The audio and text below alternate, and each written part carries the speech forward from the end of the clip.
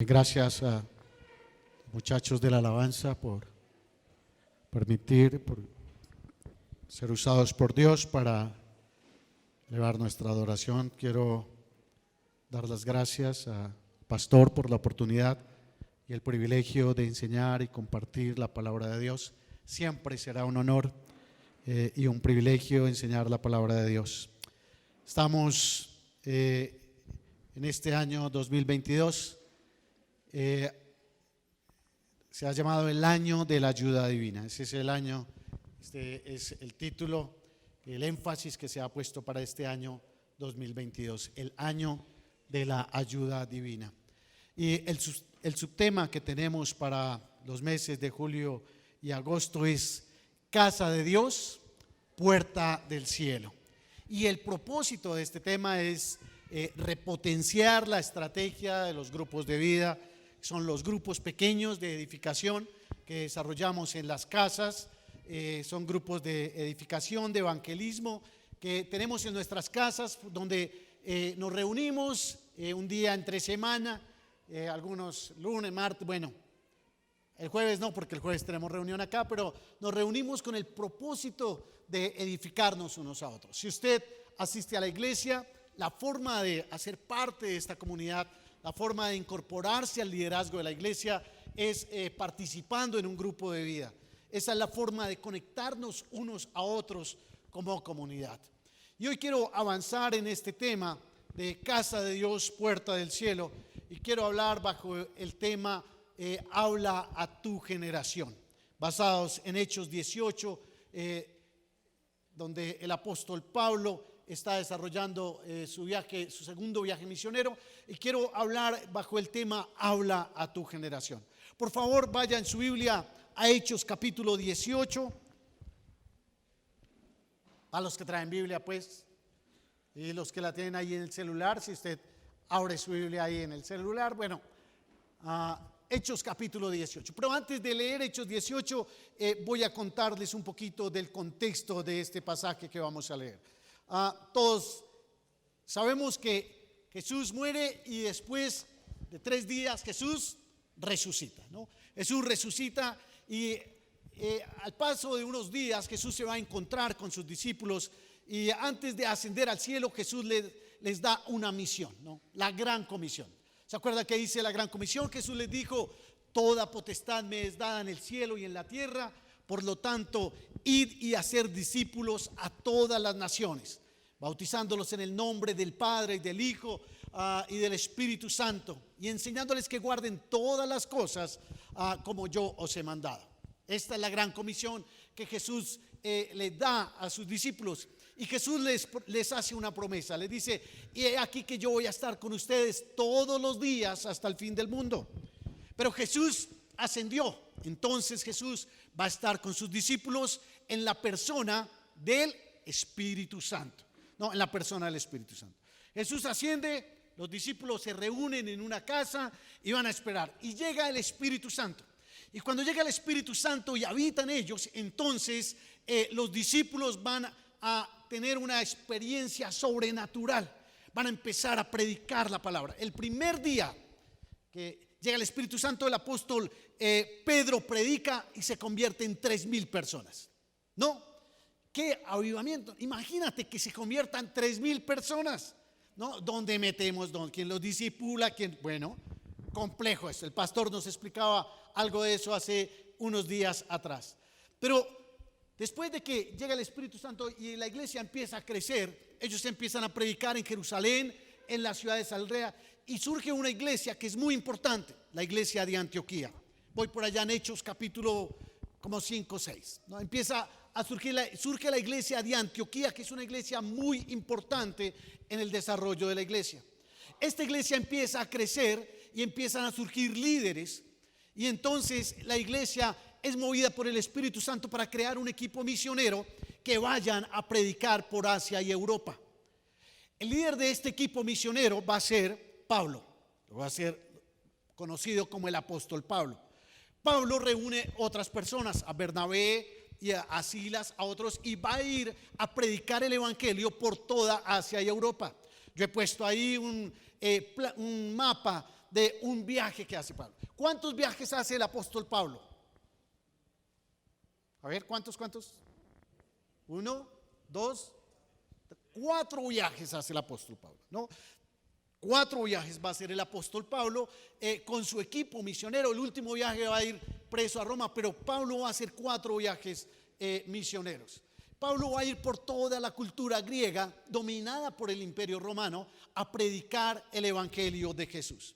En uno de esos viajes, en el segundo viaje, Pablo ya tiene un equipo, está Silas, está Timoteo, está Aquila, Priscila, Tito, todos estos personajes que aparecen en el Nuevo Testamento. Entonces Pablo pasa de Atenas y va a Corinto, a una ciudad de Corinto. Y Pablo llega allí, va a predicar a los judíos y los judíos lo van a rechazar. ¿Por qué? Porque era un evangelio donde los judíos creían solamente en Dios, en uno Dios. Y como le dicen, no, es que Jesús es el Hijo de Dios. Pero ¿cómo así que el Hijo de Dios? Entonces los judíos empiezan a rechazar a Pablo y lo expulsan de la sinagoga. Y Pablo sale a Corinto a predicar. Y Pablo está lleno de temor porque los judíos lo quieren sacar a perder. Entonces Pablo está lleno de temor y Jesús habla con Pablo y le dice lo siguiente. Ahora sí vamos a ir a Hechos 18, dice el versículo 9, dice, entonces el Señor dijo a Pablo en visión de noche, no temas, sino habla y no calles, porque yo estoy contigo y ninguno pondrá sobre ti la mano para hacerte mal, porque yo tengo mucho pueblo en esta ciudad. Y se detuvo allí 1 año y 6 meses enseñándoles la palabra de Dios. Basados en este hecho histórico, donde Dios se le aparece a Pablo y le dice, no temas, sino habla y no calles, porque yo tengo mucha gente en esta ciudad.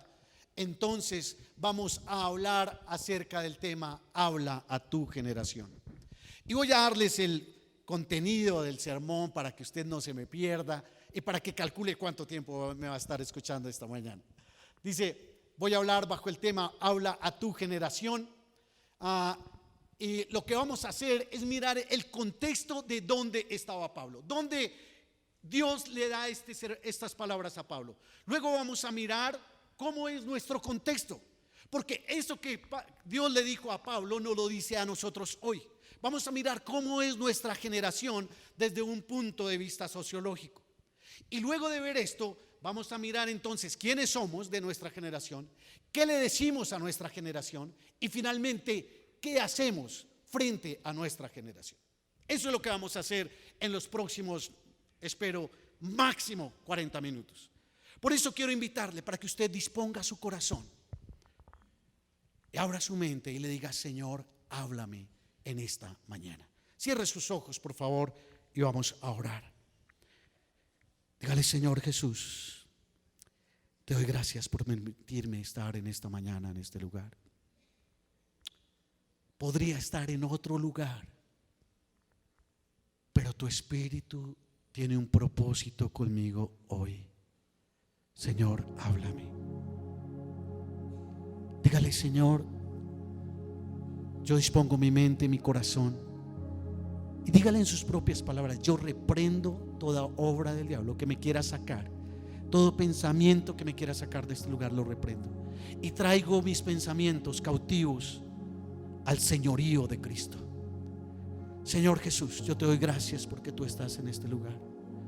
Yo dispongo mi vida para predicar tu palabra. Úsame, Señor. Dame una doble porción de tu Espíritu Santo, Señor. Y Espíritu Santo, paséate sobre este lugar. Toca nuestros corazones, nuestra mente, y haz que esta palabra sea más que un escuchar conceptos, un llamado y un desafío para poner por práctica lo que escuchamos, Señor. En el nombre de Jesús, amén y amén. Calla, habla a tu generación. No calles, habla a tu generación. Miremos entonces en primer lugar el contexto donde estaba el apóstol Pablo. Dice el versículo 1 que el apóstol Pablo llegó a Corinto. Y en el versículo 10 dice que en esta ciudad como en Corinto dice en el versículo 10, ninguno podrá sobre ti la mano para hacerte mal, porque yo tengo mucho pueblo en esta ciudad. Y se detuvo allí por 1 año y 6 meses. La ciudad donde estaba el apóstol Pablo era la ciudad de Corinto. ¿Cómo era esa ciudad? La ciudad de Corinto era una ciudad muy importante, era una península. Era una ciudad más o menos como Panamá, solamente que mucho más angosta, solamente tenía 14 kilómetros. Tenía puerto hacia el mar Mediterráneo y tenía un puerto hacia el otro lado. Habían muchos barcos que llegaban y paraban en un puerto, bajaban la mercancía y la llevaban hasta el otro lado y la subían a otro barco. ¿Para qué? Para que los barcos no dieran toda la vuelta. No habían los mismos barcos que tenemos ahora. Entonces, Corinto era esa ciudad que quedaba en la mitad. Era una ciudad donde habían muchísimos marineros. Entonces, Corinto era una ciudad de paso, era una ciudad próspera. Allí la gente, los marineros llegaban a dejar dinero, ¿no? Llegaban a comer bien, a dormir bien, a pasar un rato de ocio. Habían casinos, habían burdeles. Bueno, Corinto era una ciudad próspera, tenía dinero, habían clases sociales, ricos, pobres, eran amantes de los deportes. Mientras estaban allí, entonces muchos jugaban juegos de azar, muchos apostaban. Pero Corinto era una ciudad inmoral, ¿no? Hay un refrán que dice que un marinero tiene una mujer en cada puerto, ¿no? Bueno, Corinto era un puerto donde habían muchos marineros. Y Corinto, mire, la historia dice que corintiarizar era sinónimo de fornicar o de adulterar. Entonces, cuando decían vamos a corintiarizar, era vamos a adulterar o vamos a fornicar. En Corinto había un templo a la diosa Afrodita que tenía 1000 sacerdotisas que eran prostitutas. Imagínate. O sea, Corinto era una ciudad bastante inmoral, ¿no? De las más inmorales de Europa, ¿no? Era una ciudad donde se iba a hacer de todo menos de cosas buenas. Ahora, el apóstol Pablo sale allí después de ser rechazado por los judíos. El apóstol Pablo va allí y empieza a predicarles a ellos. Obviamente así daba temor. ¿Por qué? Porque allí querían escuchar de todo menos de arrepiéntase de sus pecados, menos de deje hacer lo que está haciendo. Era un contexto hostil, difícil. No era un contexto fácil para predicar. Entonces él se llena de temor. Por eso Dios se aparece en visión al apóstol Pablo y le dice: no temas, habla y no calles, porque yo tengo mucho pueblo en esta ciudad.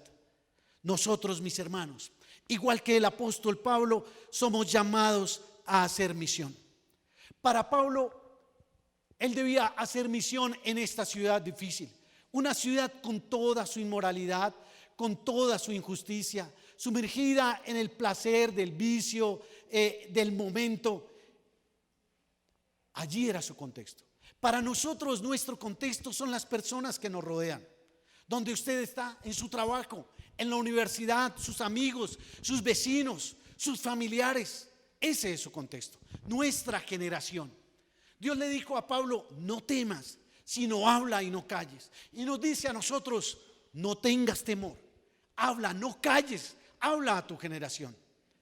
Te dirá: bueno, William, tú lo puedes hacer porque has estudiado y pues no te puedes parar allá. Pero yo, ¿qué le digo a mi generación? ¿Cómo es nuestra generación? Por eso quiero tomar un concepto sociológico sobre las generaciones, cómo se divide sociológicamente nuestras generaciones, para clasificar a las personas. Puede ser que usted se identifique con alguno de ellos, puede ser que usted diga: no, yo no me identifico tanto, pero vamos a mirar muy rápidamente las características de las personas que nos rodean por generaciones. La primera generación es la generación tradicionalista, silenciosa. Es una generación de los nacidos como antes de 1945. O sea, personas que hoy tienen un poco más de 72 años, de 72 hacia atrás. Un poco silenciosos, fueron después de la guerra, personas muy trabajadoras. Las mujeres se quedaban en casa para cuidar a sus hijos. Era la generación del blanco y negro, ¿no? No había televisión de color, ¿no? Yo acuerdo, en mi casa teníamos un televisor con unas patas grandes. Era un televisor como así. Era un armario, ¿no? Era un armario, ¿no? Con patas y una vaina grandísima a blanco y negro. Fue el primer televisor que papá llevó a la casa. Esta generación, el matrimonio era para toda la vida, ¿no? Mujeres muy sumisas que estaban con su esposo para toda la vida. El divorcio y tener hijos fuera del matrimonio era algo muy mal visto.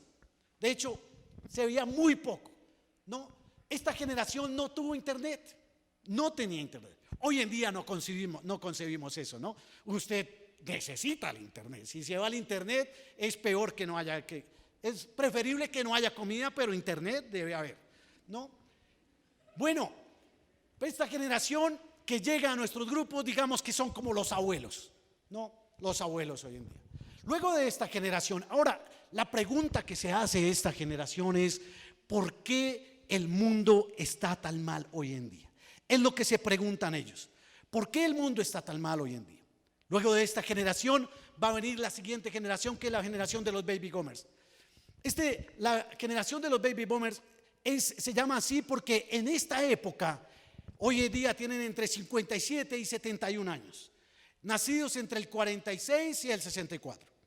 ¿No? Esta generación se llama así porque en esta época es en la historia de la humanidad donde más nacieron bebés.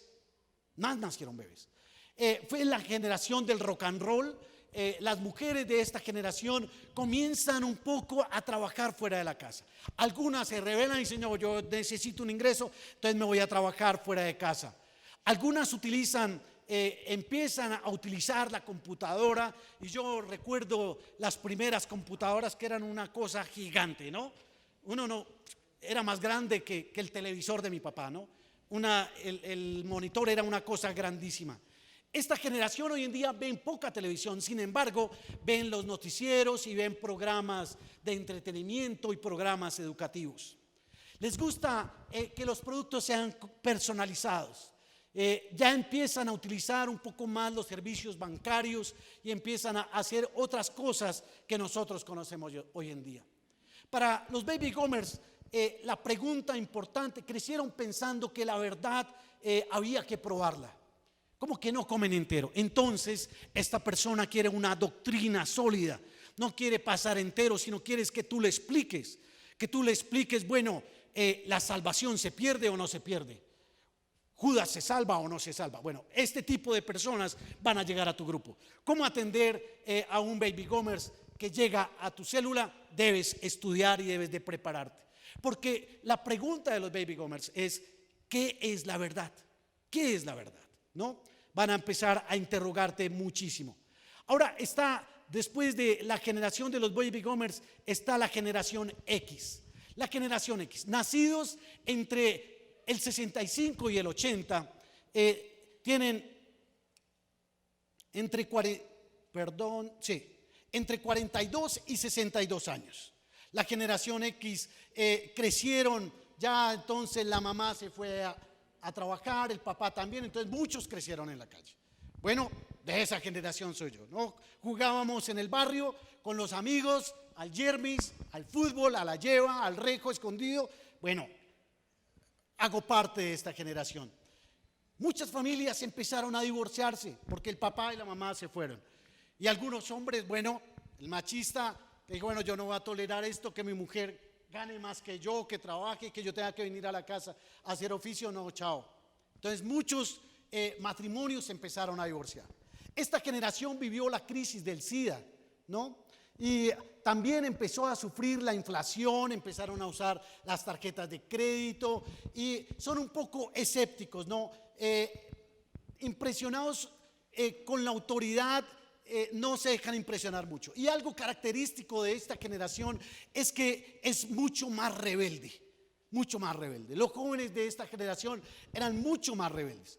Ahora, si usted quiere algo de esta generación X, si la generación, la primera que mencioné, ¿cuál fue? Silenciosa. El instrumento de la generación silenciosa era el piano grandotote, ¿no? En una iglesia de estas colocaban un himnario y el piano. Pero la generación siguiente de los baby boomers, el instrumento de esta generación es el teclado eléctrico, este teclado. Y el instrumento de la generación X es la batería, ¿no? La batería. Cuando usted venía de una iglesia, esta iglesia lleva 40 años y bueno, lleva más de 40 años. Desde que yo nací, esta iglesia nació en mi casa y ha llegado a ser esta iglesia. Cuando tratamos de comprar la primera batería en la iglesia, eso fue todo un camello convencer al resto de la iglesia, ¿no? Porque no queríamos, ¿no? Era con el acordeón o la guitarra nomás. Bueno, eso es algo de la generación X. La generación X se pregunta, ¿qué es real? ¿Qué es genuino? Y identifican fácilmente lo que no es real. Por eso esta generación va a ser la generación del maquillaje. La generación del maquillaje. Van a surtir las grandes empresas de maquillaje. Antes no se maquillaban, pero en esta generación sí. Entonces, bueno, empieza a surgir todo esto. Acá en esta generación lo importante es sentir, vibrar, ¿no? Y a veces pienso, más adelante van a venir los millennials, que ellos le van a meter más ruido todavía a la música, ¿no? Los millennials, nacidos entre el 2002 y el 82, tienen poco más de 40 años, entre 20 y 40 años, son la generación del 9/11, ¿no? La generación que vio cómo los aviones estrellaron las Torres Gemelas. No tienen una fidelidad institucional. Uno ama uno ama la alianza. No, esta generación no. Cambian de un trabajo a otro, están en un trabajo, se van para otro. Están en un trabajo, acaban de entrar y ya están buscando irse para otro. Están abiertos a nuevas ideas. Para ellos la diversidad es equidad. Y para ellos no somos diferentes, somos diversos. Y entonces, a diferencia de la generación anterior que era rebelde, esta generación, la generación de los millennials, es una generación indiferente. No le importa, ¿no? Antes eran muy rebeldes y se oponían. Hoy en día no te contesta. Es tu vida, haz lo que quieras. Respétame la mía, que yo respeto la tuya. No, es una generación enfocada en sí mismo. No, es la generación un poco narcisista, enfocado en sí mismo. Es la generación de los selfies, ¿no? Porque quieren mostrarse. Entonces, usted va a ver a estas personas todo el tiempo tomándose selfies. Es la generación del culto al cuerpo, ¿no? Y obviamente van al templo del cuerpo. ¿Cuál es el templo del cuerpo? ¿Cuál es el templo del cuerpo? Los gimnasios, ¿no? El gimnasio. Usted va al gimnasio lleno de espejos y la gente está ahí alzando pesas y haciendo. Yo no encuentro diferencia entre hacer abdominales frente a un espejo en el gimnasio y hacerlas en mi casa al borde de la cama. Es lo mismo, ¿no? Pero para ellos el gimnasio es importante. No usan ambientes más relajados y también es una generación que va a ir al templo del consumismo. ¿Cuál es el templo del consumismo? Los centros comerciales, ¿no? Estamos inundados de centros comerciales. Esto tomó muchísima fuerza con los millennials. Ahora, los millennials se van a preguntar ¿qué es bueno? ¿Qué es bueno? ¿No? Entonces, tú vas a tener que responder.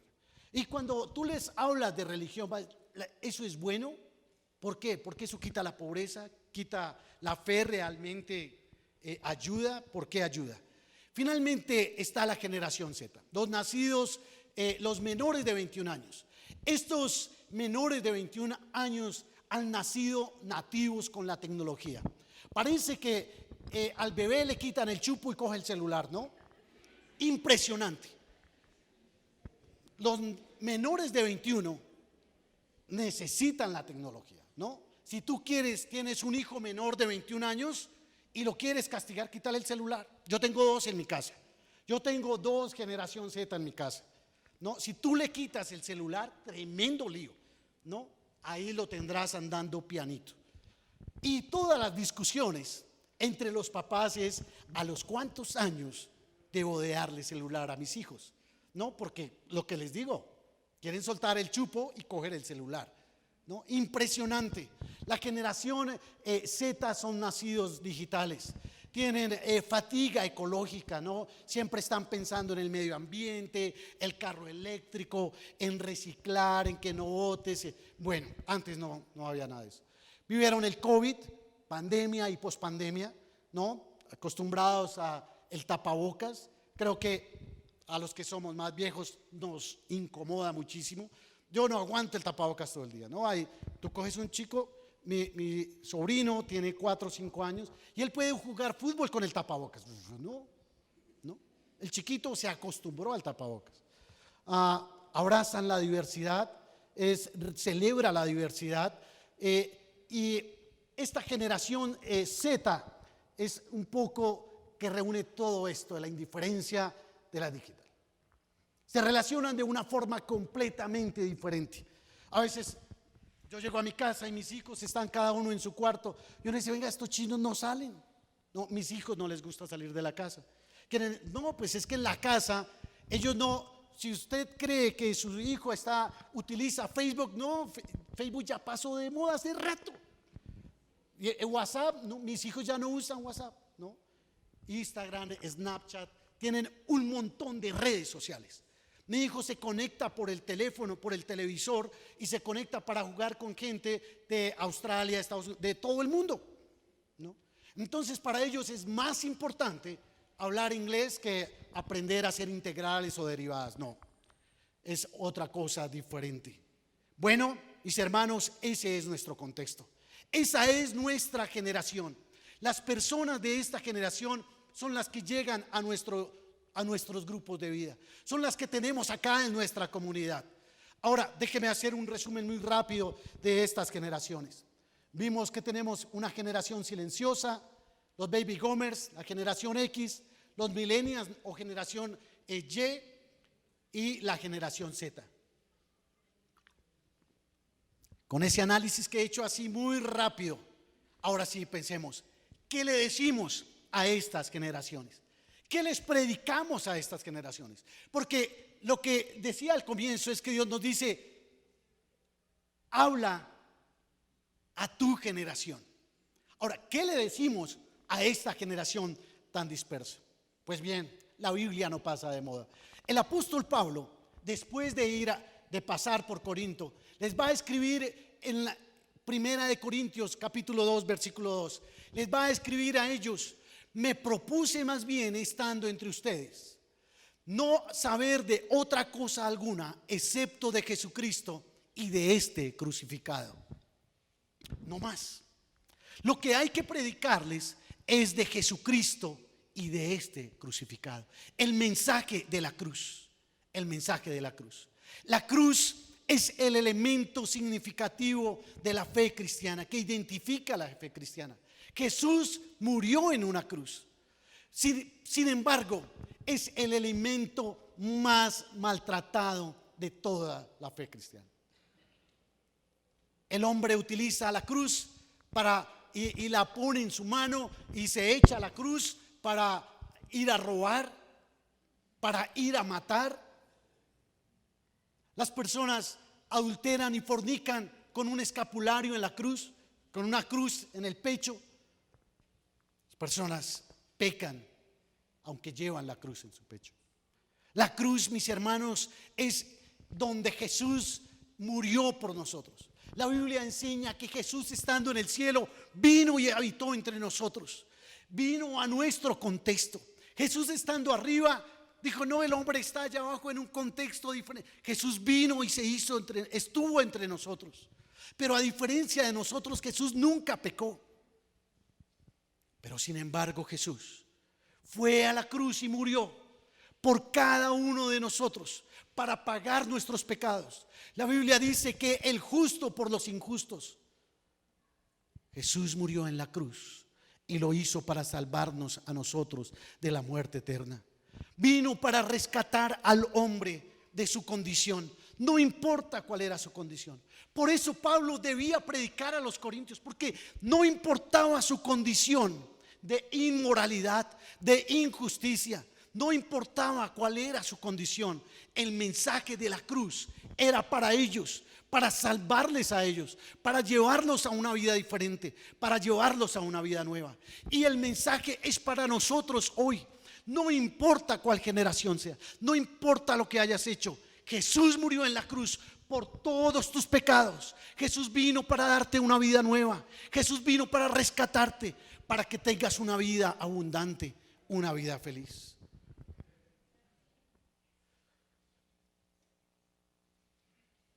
Cuando pienso en Jesús crucificado, recuerdo las cicatrices de Jesús.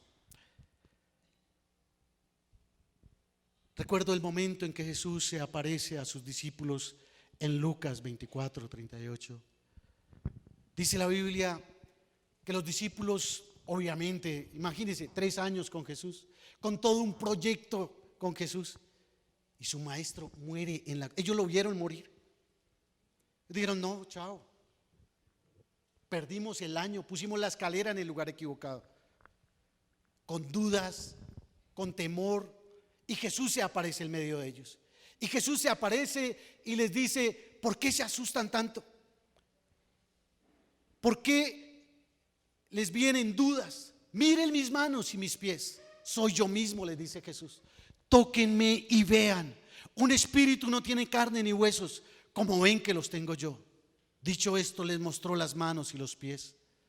Jesús se aparece a sus discípulos y les dice: tóquenme, mírenme, vean. Es el llamado de Jesús, es la invitación de Jesús a sus discípulos. Ahora quiero llevarlo a usted con la imaginación y que usted me ayude. Los discípulos están allí sentados y Jesús se aparece. Les dice: mire, soy yo. Claro, con todas las dudas del mundo. Ya les habían dicho que Jesús había resucitado. Ya les habían testificado. ¿Quién va a creer eso? Jesús resucitó. Jesús les dice: toque. Para tocar a Jesús había que pararse de la silla, venir y tocar sus manos, poner su mano en la herida del costado.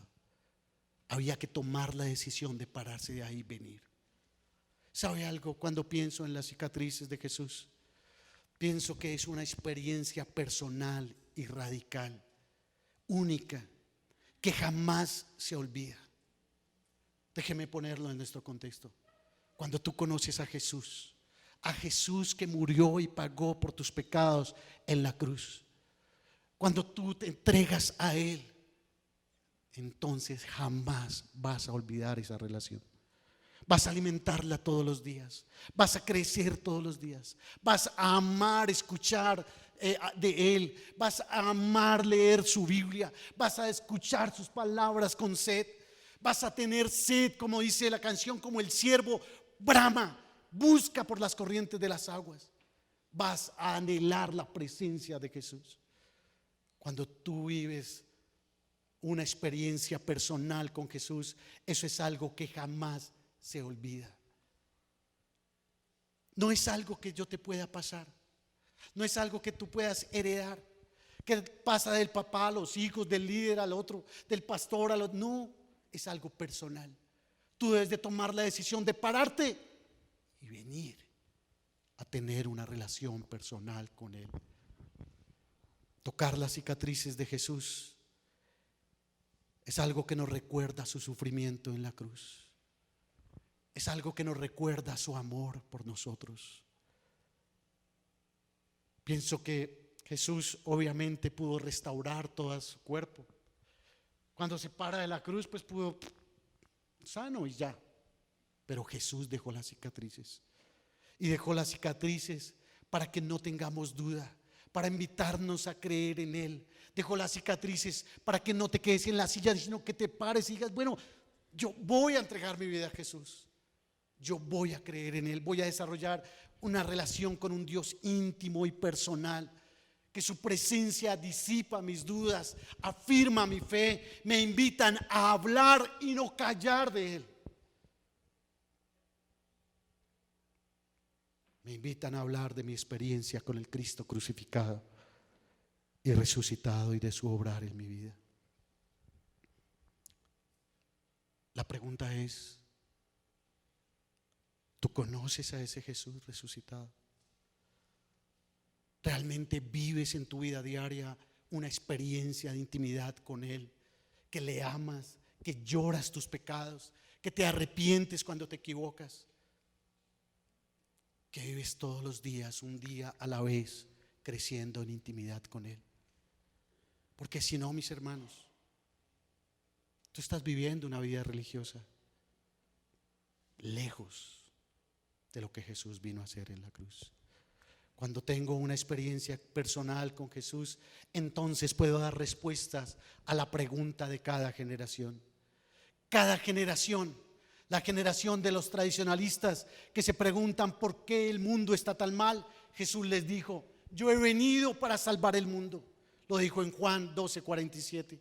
A la generación de los baby boomers que se preguntan qué es la verdad, Jesús les dijo: yo soy el camino, la verdad y la vida. A la generación X que se preguntan qué es real, qué es genuino, Jesús les dijo: si yo os libertare, seréis verdaderamente libres. Si el Hijo del Hombre os libertare, seréis verdaderamente libres, lo dijo Jesús en Juan 8. A la generación de los millennials, ¿qué es bueno? Entonces podemos decirles lo que dice el Salmo 34: prueben y vean que el Señor es bueno. Y a la generación Z que se pregunta qué es lindo, entonces tú podrás decirle: tus ojos contemplarán al Rey en su hermosura. Mis hermanos, para cada generación Jesús es la respuesta. Déjeme terminar en esta mañana con un desafío. Déjeme invitarle a hacer ¿qué hacemos? Hemos hablado de habla, no calles a tu generación. Y para hacer eso quiero utilizar la primera imagen que utilizó Jesús para sus seguidores, para sus discípulos. Él utilizó muchas imágenes. La imagen de el buen pastor, la imagen de las ovejas, de los pámpanos. Muchas imágenes utilizó Jesús para sus seguidores, pero la primera imagen que utilizó Jesús con sus seguidores está en Mateo capítulo 4 versículo 19. Jesús les dijo a sus seguidores: venid a mí y os haré pescadores de hombres. Pescadores de hombres. La primera imagen que Jesús utiliza para sus seguidores es pescador. Pescador, ser un pescador. Pero Jesús les dijo: venid a mí y os haré pescadores de hombres. Lo primero y lo más importante es tu relación personal con Jesús. Jesús les dijo: primero, vengan a mí, síganme. Es el primer mandamiento de Jesús. Seguirlo a Él es lo más importante antes de pensar en ser pescadores. Si tú estás pensando que lo más importante es ser líder de grupo de vida y tener muchas personas que te sigan, no. Lo más importante es ser un seguidor de Jesús. Lo más importante es tu relación íntima y personal con Jesús. Es lo más importante.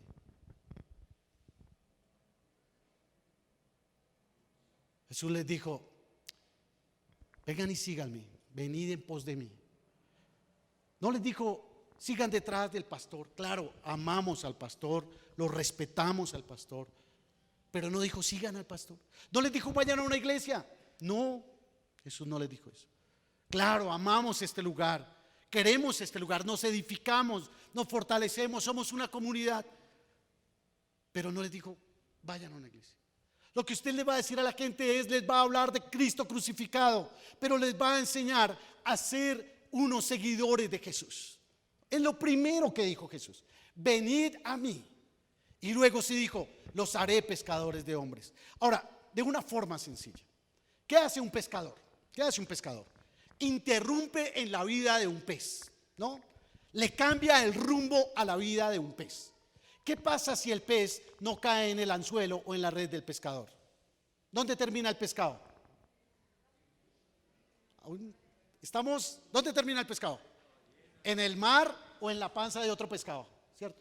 Pero si el pescado cae en el anzuelo o en la red, ¿dónde termina el pescado? En el plato, ¿no? Una mojarra. Y voy a ponerlo así.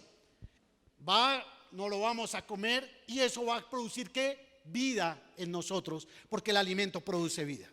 Lo que hace un pescador es que interrumpe en la vida de un pez para cambiar su rumbo.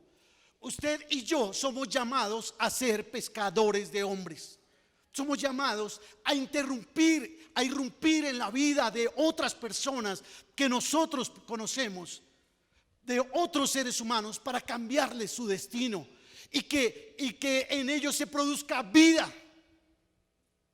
¿Me hago entender? Quizá conocemos muchas familias cuyo destino son familias destruidas, muchas vidas llenas de amargura, de dolor, muchos jóvenes que están en las drogas, en el alcohol, en el vicio, sin esperanza, que su destino es el infierno. Cuando irrumpimos con el evangelio de la cruz de Jesucristo, desarrolla y lo llevamos para que desarrollen una relación personal con Él, entonces cambia su destino. Tendremos familias restauradas, vidas sanadas, vidas libres, vidas reconstruidas por el mensaje de la cruz. En nuestros grupos de vida, mis hermanos, afectamos la vida de nuestras generaciones. Irrumpimos en su vida con la palabra de Jesucristo para cambiar su destino. El desafío de hoy es, primero, comprometámonos con Jesús. Sigue a Jesús, desarrolla tu intimidad constante con Él. No te quedes con lo que te cuentan, no te quedes con lo que te pasan los otros, no te quedes con lo que escuchas de otros. No, vive una vida de relación personal con Jesús. En segundo lugar, comprometerse con Jesús implica que te comprometes con ser un pescador de hombres. Si aún no lo haces, bueno, hay que tomar cartas en el asunto. Abre tu casa, podemos abrir un grupo de vida, prepárate para ser líder. Es un proceso, hay que entrar en ese proceso. ¿Eres miembro de esta comunidad? ¿Eres un seguidor de Jesús? Si eres un seguidor de Jesús, eres llamado a ser pescador de hombres. La palabra que Dios me ha dado para ti en esta mañana y que te puedes llevar a la casa es: no temas, habla a tu generación. Inclinemos nuestro rostro y vamos a orar ahí donde estamos.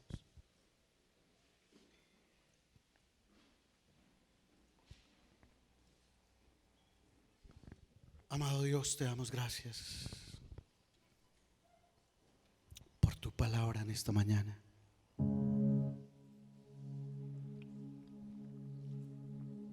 Gracias porque nos amas, Señor.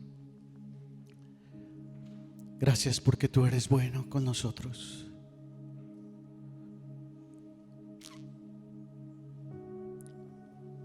Señor, más que llenar nuestra mente de conocimiento, somos desafiados, Señor, a revisar cómo está nuestra relación contigo. ¿Cómo está nuestra fe en ti? Quizá algunos están viviendo una crisis de fe, llenos de desánimo,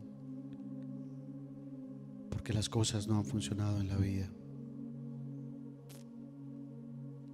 Pero hoy quiero decirte que Jesús está en este lugar, en la presencia del Espíritu Santo. Puedes venir a la cruz y decirle: Señor, yo me rindo a ti. Yo rindo mi vida para ti, Señor. Rindo mi corazón para ti. Te entrego todo lo que soy. ¿Qué tal si ahí en tus propias palabras le entregas tu vida a Jesús? No importa, eres tú y Él. Olvídate de la persona que tienes al lado. Y ahí en tus propias palabras le dices: Señor, la vida ha sido hostil para mí. Y por eso me he llenado de temor. Y aunque tengo muchos años escuchando tu palabra, nunca hablo de ti. Perdóname, Señor. Quizá hoy te das cuenta que has estado viviendo una religión y no una relación. Es más importante la relación. Y hoy te puedes acercar a la cruz de Jesús y decirle: Señor, gracias por tu sacrificio en la cruz por mí, por morir en la cruz por mí. ¿Qué tal si en tus propias palabras le dices: Señor, hoy me acerco a tu cruz y te pido perdón por todos mis pecados? Lávame con tu sangre, Señor. Límpiame, Señor. Y ayúdame a ver la cruz como ese elemento donde tú moriste por mí. Jamás en mis propias fuerzas lo hubiera podido hacer, limpiarme de mis pecados.